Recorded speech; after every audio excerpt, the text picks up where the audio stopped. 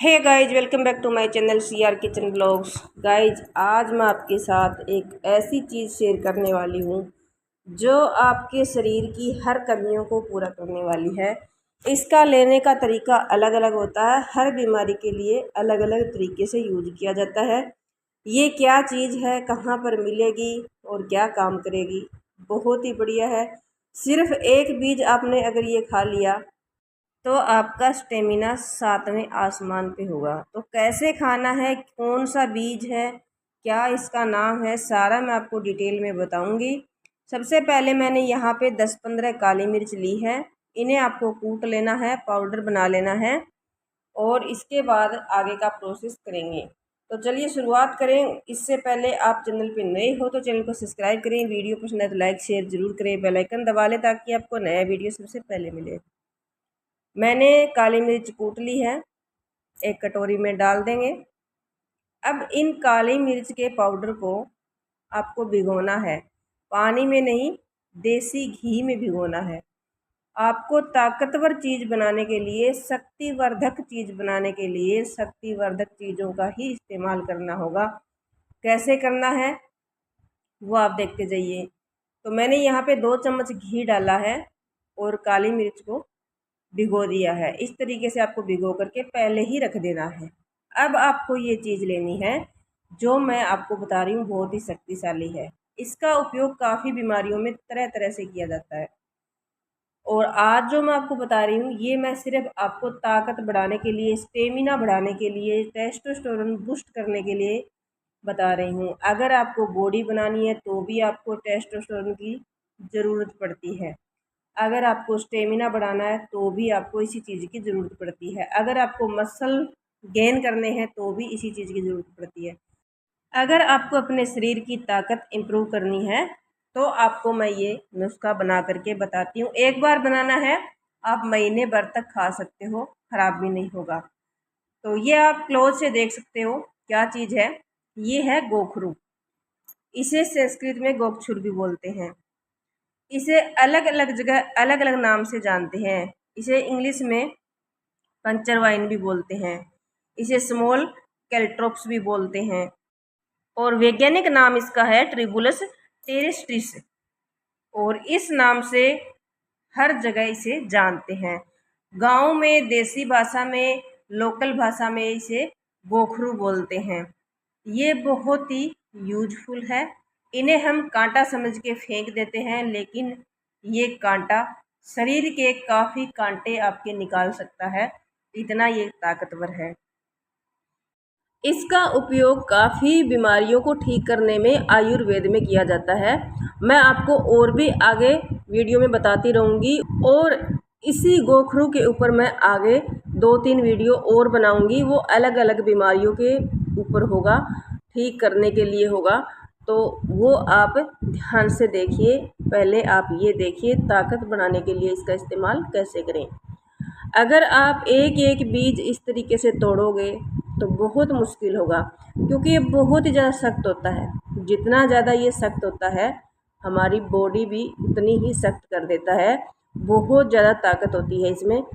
वैसे तासीर में ये ठंडा होता है, गर्म नहीं होता है। गर्मी के सीज़न में आप इसे खा सकते हैं। कैसे खाना है वो देखना ज़रूरी है। तो मैं देखिए इसे एक तोड़ करके आपको दिखा रही हूँ, लेकिन ये टूटने का नाम ही नहीं ले रहा है। बहुत मुश्किल से ये तोड़े जाएंगे, पीसे जाएंगे, कूटे जाएंगे। थोड़ा सा मुश्किल होगा, लेकिन इसका जब आपको रिजल्ट मिलेगा तो आप खुश हो जाएंगे। तो ऐसे तो ये टूटेगा नहीं।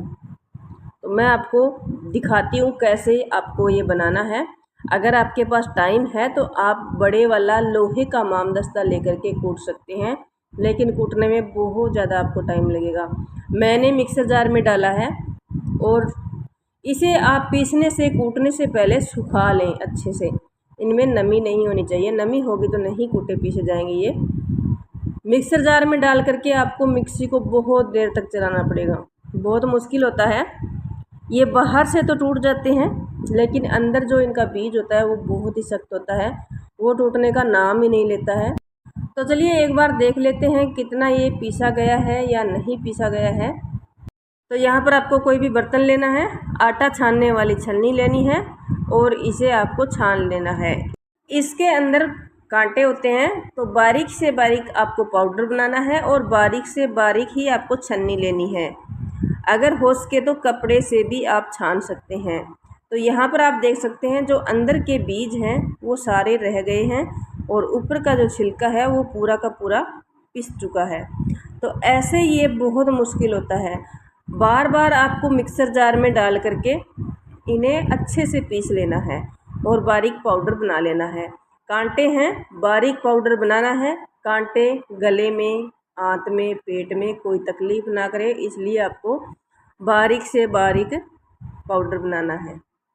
तो मैं यहाँ पर ये बीज इसमें डाल करके एक एक दो दो करके तोड़ लेती हूँ। ये आप देख सकते हैं बहुत मुश्किल होता है ये तोड़ने में। अगर आपके पास बड़े वाला इमामदस्ता है लोहे का, तो उसमें डाल करके आप इन्हें एक बार कूट लें और फिर दोबारा से आपको मिक्सर जार में डाल करके इन्हें पीस लेना है।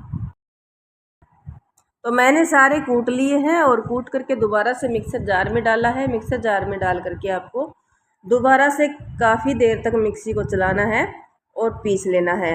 जितना पीसा जाए 2-3 बार करके आपको इसी तरीके से पीस लेना है। तो आप देख सकते हैं पहले से काफ़ी कम बचे हैं बीज। तो ऐसे करके आपको ये सारे पीस लेने हैं।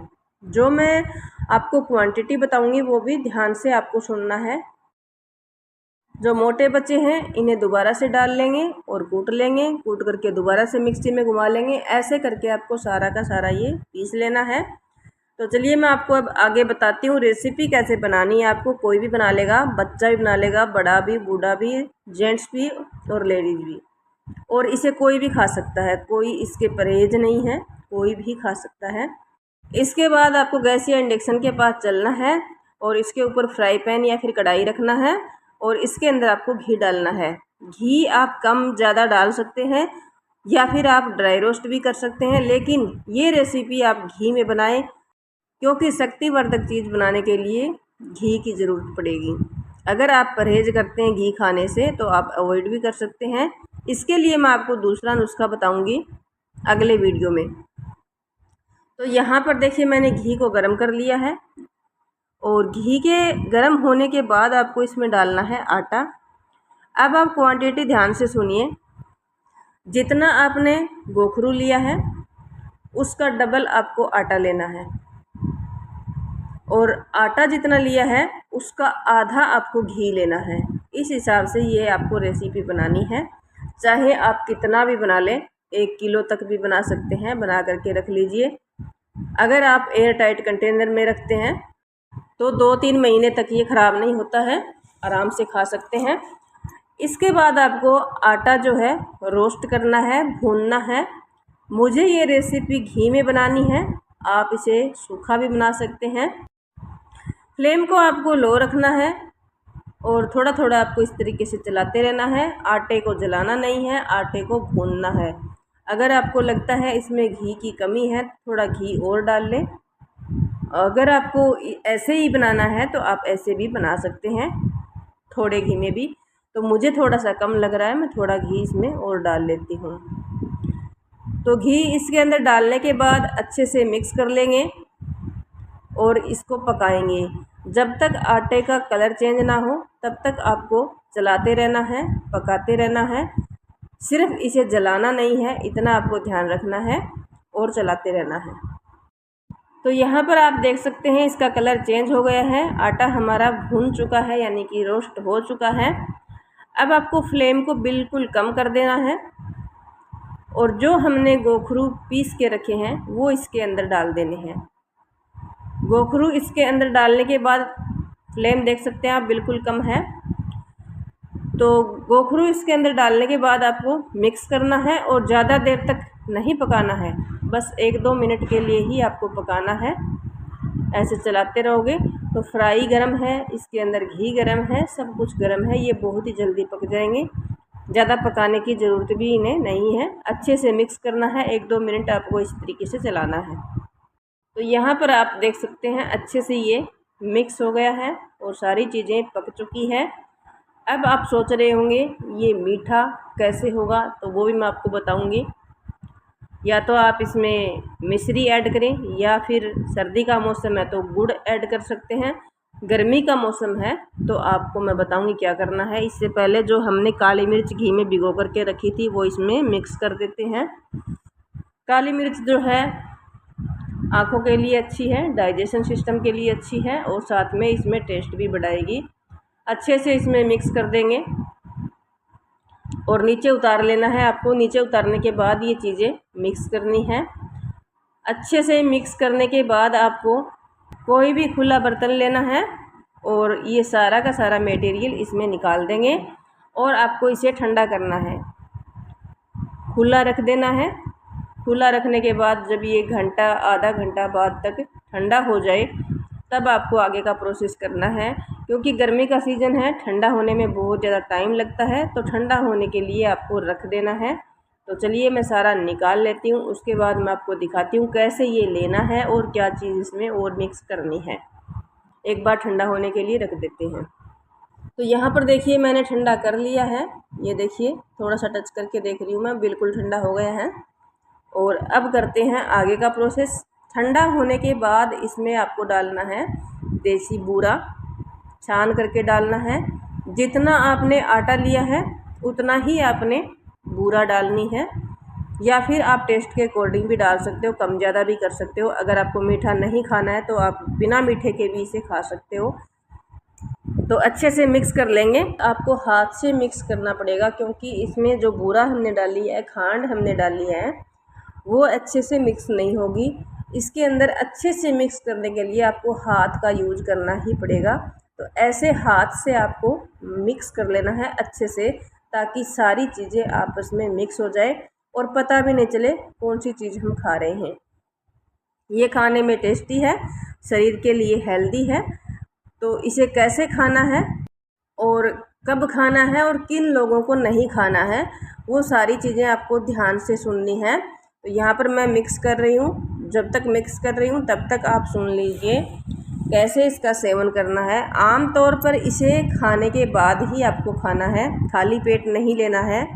इसकी तासीर ठंडी होती है, लेकिन ये वात और पित्त को संतुलित करती है और शरीर को मजबूत बनाने में सहायक है।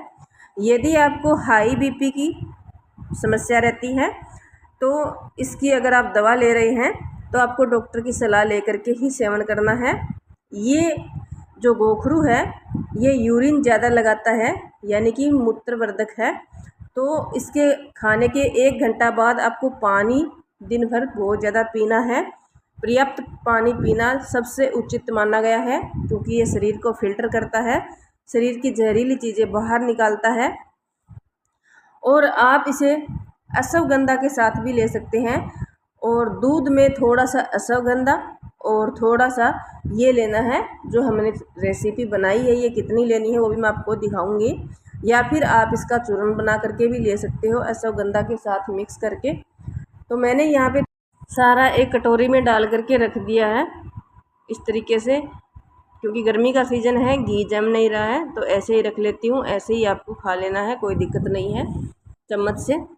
तो अब आप क्वांटिटी देखिए, आपको खाने वाला चम्मच लेना है और ऐसे पूरा भर के 1 चम्मच लेना है, और 1 गिलास दूध के साथ आपको ये खाना है। इसे खाने से आपको फ़ायदा क्या होगा?